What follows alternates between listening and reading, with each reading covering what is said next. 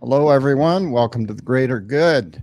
Got a really great guest with me today, Laura White from the USS Midway. Before we introduce Laura, though, I just want to quickly talk to the audience about why we do this show. I mean, this is not about anything other than those people that I personally believe are major contributors to what happens to our community by reaching out and doing really important things, like boots on the ground kind of stuff. I mean, we love checks. Laura can tell you all about that. We love those people that send us money and help support us financially, but that's great, but it doesn't work unless you have people that can put it in play. So, hello, Laura. Laura Hello. White from the USS Midway, President Hello. Extraordinaire. Mhm. Welcome to the show. Thanks for having me, Jeff. Happy to be Oh, here. oh my gosh, I know, what a treat. So I don't know. Most people know what the USS Midway is in San Diego Mhm. County because it's like, probably one of the, is it the largest or second largest floating museum in America? Yeah, it's the fourth most visited museum of any kind, Mm, and the most visited in the U.S., and then the most visited any military museum in the world. wow. Yeah. Yeah, So how are yeah. you guys doing over there? Are you still floating? You're We're not still sinking? floating, so they're getting ready to take off the propellers and the rudders here in the next year. So they're digging into the sand bed on low tide, and it's causing a little bit of pressure pushing up. It's all these. I get to go to these presentations and learn about the most incredible things Yeah. from our engineers, and so it'll still float. Apparently, this is the good news. But they're starting to do a little bit of buckling. So we have a huge project coming up. Ooh. So restoration on an aircraft carrier, when the pipes break, is a lot more expensive than at our homes. So Wow. yeah, it's going Wow. to be a big project, but all So is well in Midway. are they going to put them back on? Are they repairing them? Or? No, no, they're weighing down. They're getting too far into the bed of the earth, and it's pushing back up pressure. So there are Oh, these huge propellers. There's four of them. All four of them will come off. They're apparently very uh, valuable scrap metal. yeah. So we'll keep one of the huge propellers for our upcoming park project, and hopefully put it on Freedom Park. Oh, wow. And then the rest go to scrap metal. Yeah. Oh my gosh, I what know. a So the project. strange things that happen. So I met your chief engineer last year. What's his name? I've Lynn forgotten. Santiago. Yeah, what a cool guy. Uh, He's one of the best, for sure. yeah, he actually knows all about that stuff. Yeah, so speaking of ships, I sailor there. So I know that you started this job, is it a year now? Oh, I started in July of last year. Right. It's about 8 months now.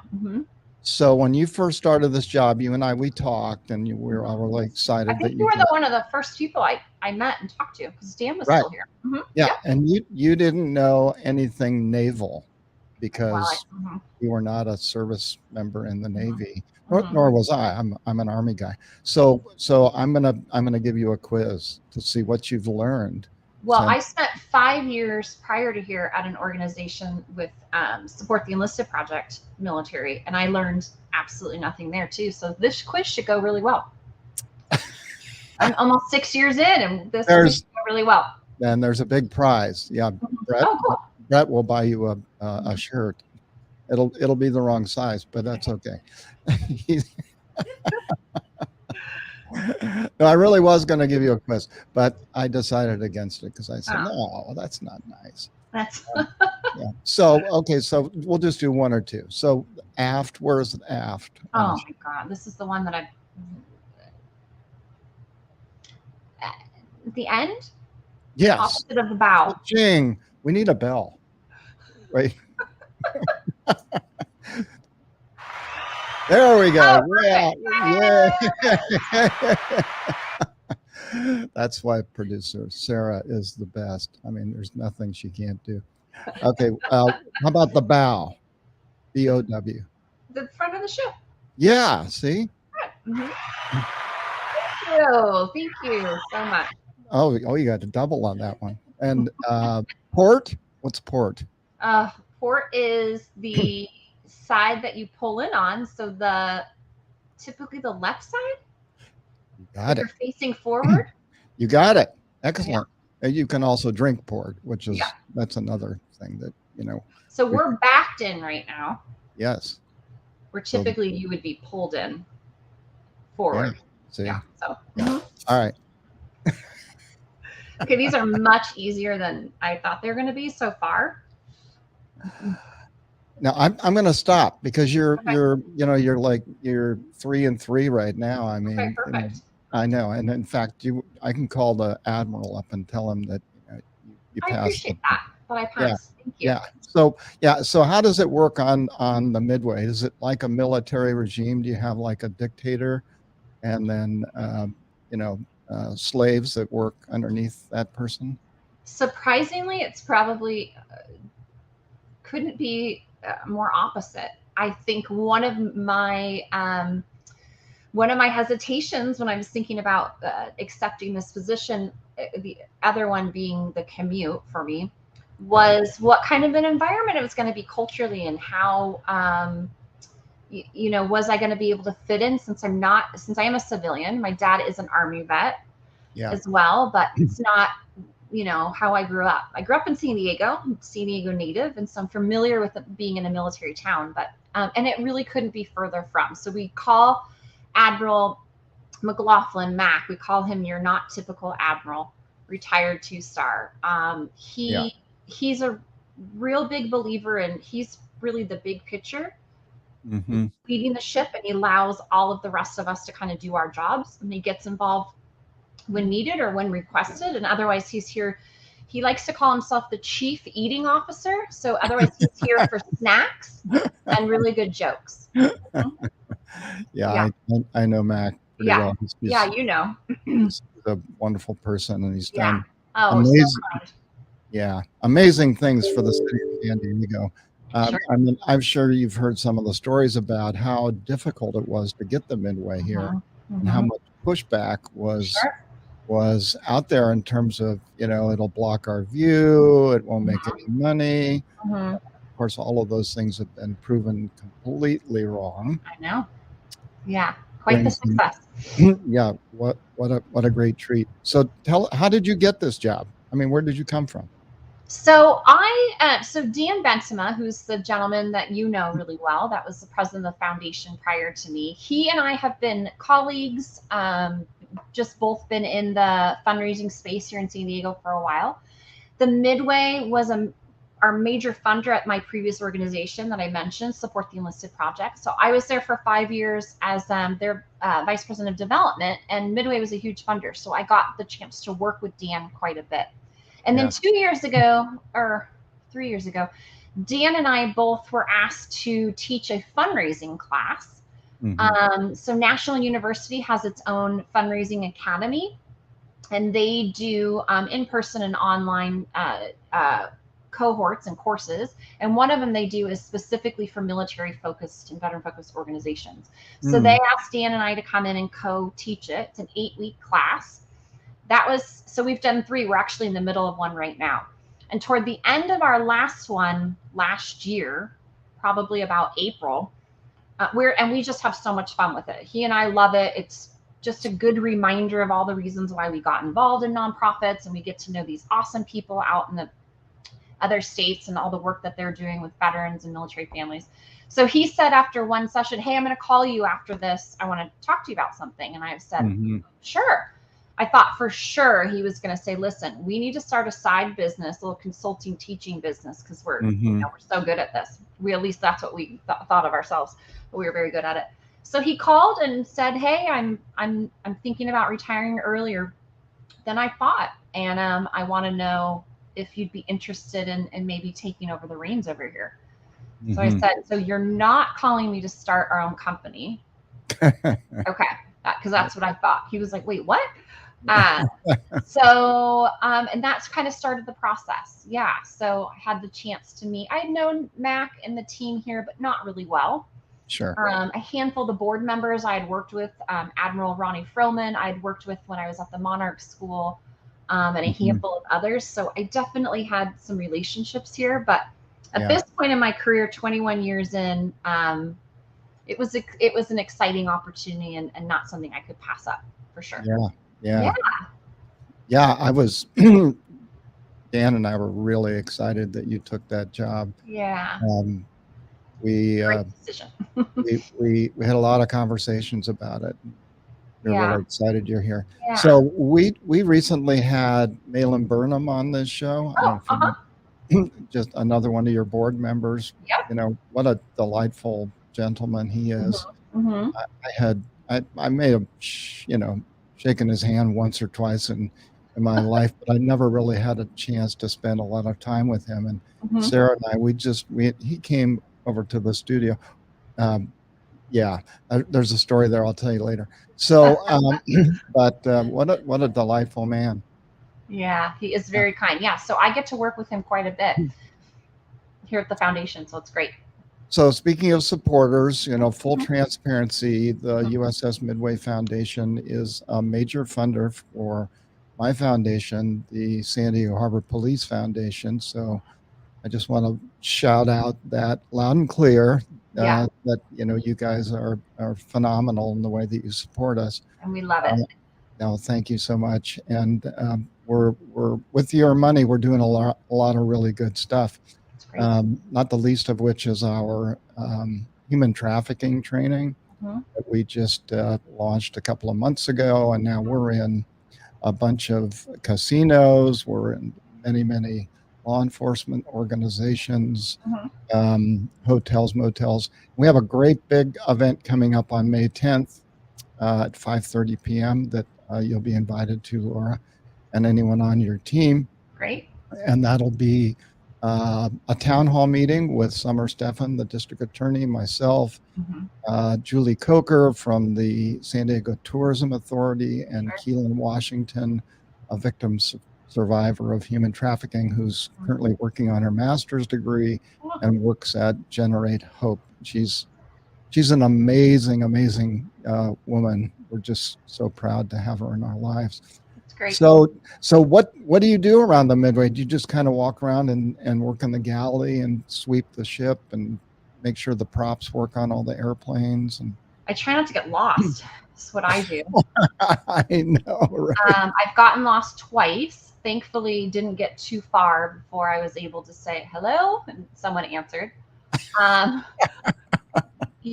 try not to hit my head. So I'm 5'10", and really anything just about 6 foot and above, you got to be real careful around here. Oh yeah. So so I have a really great team. We do membership and we do fundraising. We get to participate in some of the marketing activities and then work with the education department. I do think, though, ship-wise, I have only probably been on maybe 20% of the ship. Yeah. In 8 months. And maybe a little bit more just because the flight deck and the hangar bay are so big. But really anything below the hangar bay is just, I've only been down to education, and we're doing a big tour for our members, a private tour on April 9th, and I'm going to take that. So I'm looking forward to learning more. How fun. Yeah. Your chief engineer took me on a grand tour a few months ago, and I thought, oh my God, it is truly a city, it's crazy. But with lots of hidey holes, it's I can see how you get lost. You don't appreciate it until you're actually on it. Yeah. Right. Yeah. I mean, you can look at it from the pier and it's huge and it looks, like a big piece of metal, but not until you're actually on it do you really recognize that it truly is a floating city. And many of our Midway veterans who served at the same time don't know each other. They never saw each other. At any given time, there's 3,000 people on the ship when it was active. And so you could be working in one section and never see a whole group of other people. So that I always find that's fascinating when I served that year too. Yeah, well, a lot of those people come back as volunteers now, docents and all of that. Yep. I mean, I've had the pleasure of meeting a lot of them. They're just remarkable people with great stories to tell about life on the ship and, wartime stuff and all of that. So it's pretty pretty cool. Yeah. So you the Monarch School. I mean, what a great organization that is. We're in the process right now talking to them about helping to fund some gymnasium floor or something. I don't know what it is, but yeah, what great work they do right alongside what we do at Perkins K-8 School. Right. So yeah, Mhm. yeah, good group of people over there. It So now you've only been there since July, and so Right. what's the funniest thing that's happened so far? The funniest thing that's happened. Well, Mac is pretty funny. He every once in a while has the megaphone out, and when he makes announcements and walks around what we call the shoe up here, the horseshoe. Mm-hmm. He's decided that when the docents leave there after their meeting, so they meet at 9 right before their 10 o'clock shift, and they meet at 1 right before the 2 o'clock shift. Mm-hmm. And as soon as they're done with their meeting and they're heading out to their stations, he likes to play hi ho, it's off to work we go. And there's a button that gets pushed by the receptionist, and it's the original. So we get to hear that all day long. Oh my goodness. Yeah, that is crazy. Yeah, it's pretty funny. He makes for a pretty entertaining CEO. The good ship lollipop. Yeah. He's quite the character. Yeah. Well, how are you guys doing? Like, I don't know, we can't say it quite yet, but post-pandemic, I mean, things have eased up quite a lot. Yeah, this week we're having one of the best weeks we have had in probably 2 years. Spring break, started last week, and so typically March and April tend to be a little bit busier in pre-pandemic days, and this week has just been awesome, which is great. During the last 2 years, we were closed for a total of 10 months. Yeah, and that is a lot of income.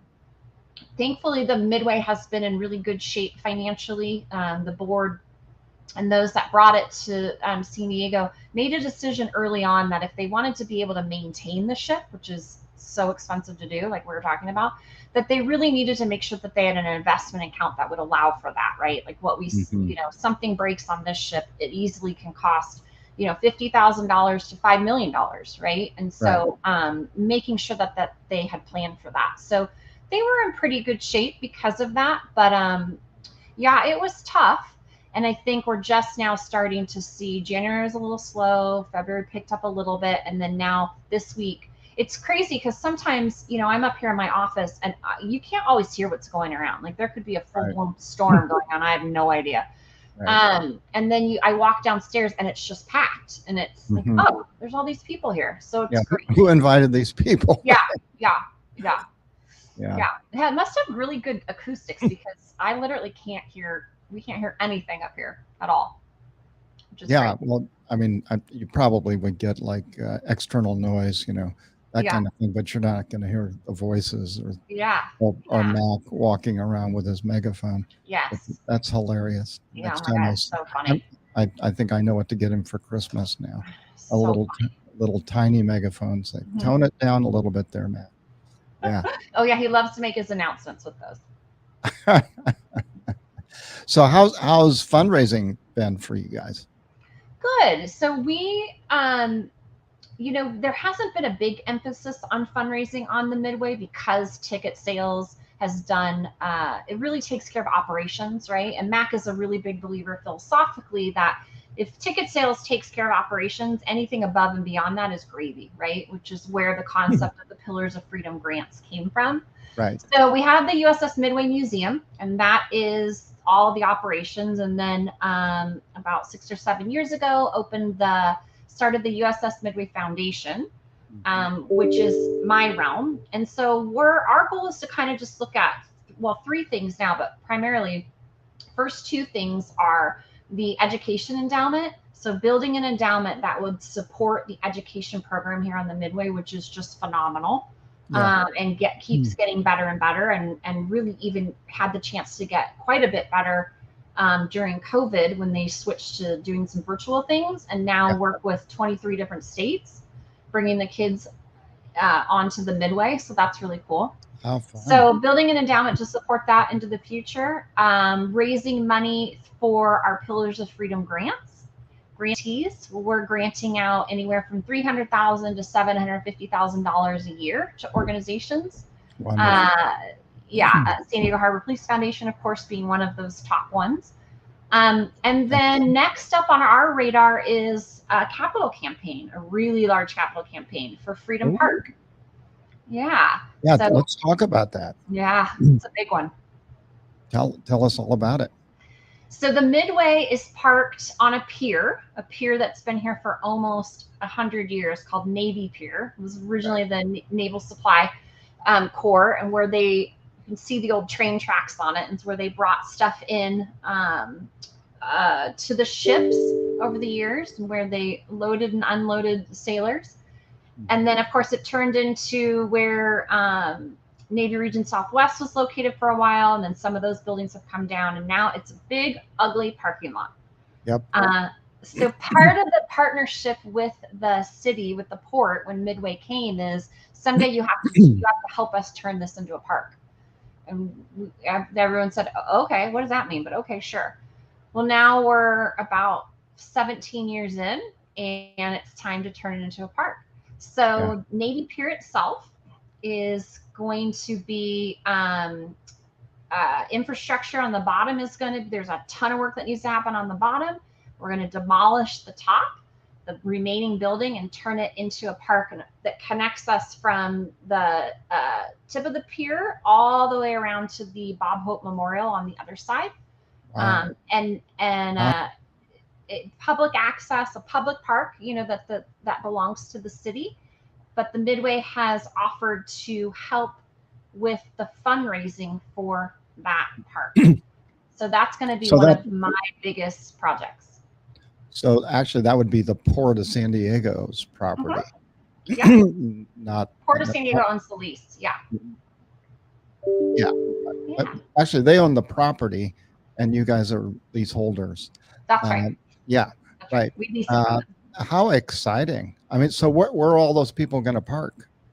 So we will still have parking, but significantly reduced. So probably down to about a third, enough for emergency vehicles and buses, volunteers, and then some public parking. But the IQHQ headquarters going in directly across from us, so they're putting in 2,500 spaces, and they'll be open to the public. And so that's where we're hoping that a lot of our parking will move to. But it's definitely been a concern. But at some point we just had to move forward. Yeah, that's exciting. So you're going to be partially managing that project? Not partially. Yeah. So you it's mean my like job. Yeah. Wow. So it's 2 phases, and the first phase is that infrastructure work, and that'll be managed by the Port of San Diego and Lynn and all those good people. And then my job will be to help raise the funds to build the actual park, so all the pretty stuff on top. And that's looking to be at minimum a $30 million campaign and project for cover about 10 acres. And it will include some education components and some monuments, but mostly green space and space for events. A lot of activation going on there. So you can head down to the pier and watch the fireworks or the sailboats. It'll be open to the public, and it's just going to be an awesome space. You need to get a raise. Thank you. This is recording, right? It's great. It goes out to last, I don't know how many people listen to this show. Yeah, perfect. At least 3 people. At least 3. Good. Hopefully one of those 3 is my boss. Hopefully you're right. I'll call him. It's not. Thank you. Appreciate that. I was direct line. No, I'm excited about the campaign. I'm a San Diego native, and this area down here in the Embarcadero, I'm sure you know and remember, was when I was growing up, was not the safest place to be. No. And to see its transformation over the last 10, 20 years has just been awesome. And then to now know that this park it'll be the largest, it's called Freedom Park, in honor of our veterans and our freedoms. And it'll be the largest veterans park on the West Coast. Nice. Yeah, at 10 acres, which we're really excited about. And just, to be a San Diego native and to be able to help be a part of creating a space like this, I'm excited. That's really great. Yeah. Well, Yeah. you're the right person for that job. Yeah, I used to have to park. I was a federal agent and worked out of the federal building for a number of years, and I used to park my personal vehicle down where you are now, and it was pretty grimy. Did you work, Jeff? Did you work in one of the buildings that was on Navy Region Southwest in one of those buildings, or were you? I was in the federal building up off of Front Street. Yeah. Okay. Yeah. And you had to park all the way down here? Yeah. Well, back then, there, the gas lamp was what it was originally. It was pretty seedy. And I remember that too. Yep. Anyway, fun times. So ships historically have lots of great stories that come along with them. And oftentimes there are ghosts that are part of that lore. And so have you encountered any creepy, spiritual beings haunting you or the ship yet? Well, I mean, creepy beings is one thing, but spiritual, no, I have not. Not that I know of. Now, sometimes the doors kind of open and close in drawers, but I've learned that that's basically because rising tides, and that's the water shifting us around a little bit. So sometimes when you're walking up the stairs on the brow, you're a little bit more out of breath on some days than other days. Yeah. So, when the tide's a little bit higher, but we used to do a great haunted house type of tour. And Dave Hansen, who's one of our resident historians and director of curatorial, apparently he's just quite the expert on all the haunted things here on the ship, and it's very well known with quite a few stories. So hopefully he'll bring that tour back, and I'll have to take it and I can report back. Sarah and I, we want to go. We want that tour. We like to get scared.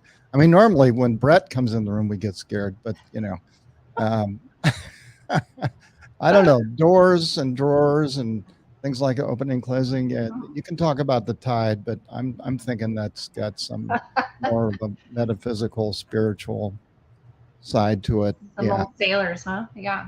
Exactly. So you said early on that one of the reasons that you were not certain you were going to take this job was because of the commute. So how's that going? It's terrible. So I'm in Carlsbad. Yeah. And I'm in East Carlsbad, so almost even Oceanside. I'm a Carlsbad native, Carlsbad High School. Woo! Shout out to the Lancers. I moved back to my husband and I were in downtown San Diego, and we moved back about 3 years ago when I got pregnant. We had our daughter. My parents are retired and happy to help with childcare, but not if we were in San Diego. So they said, we're happy to help and pitch in, and we're free. But you have to move back up here. So we did. And at the time I was commuting to Step, which was not great down the 15, but not terrible. And plus you have fast track there. And I said, oh, I'm never doing this again. I'm never getting further away. Never say never. Never say never. Yeah. So I bought a hybrid last year. Good. About a month before I started. So that's definitely been helpful, especially right now. Yeah. Oof.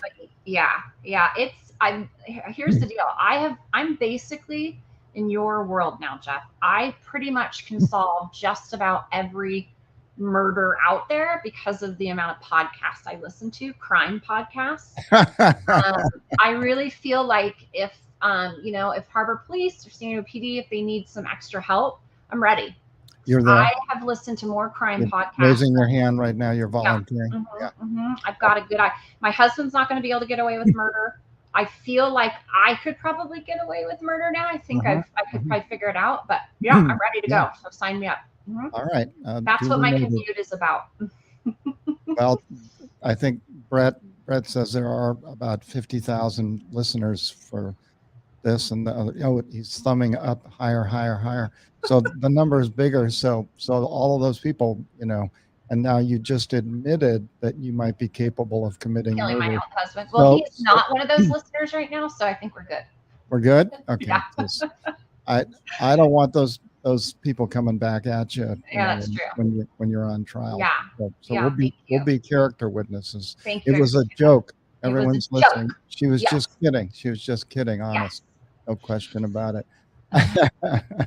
Well, this has been really fun. I read your bio like 3 minutes before I got here. Perfect. I don't normally even do that, but I did read that you went to Chico. So we all know what Chico is, like Chico. major party school. My Sure. daughter went to Chico, and Oh, she did? yeah, she survived. She's Yeah, actually I survived. she Yeah. ended up being a very successful person. Yeah. In spite of Chico. I In mean, spite of Chico. oh my gosh, the story. I loved it. Some of the best 4 years ever. Yeah, it's a great place to live, Yeah, there's actual weather up there and Mm. seasons.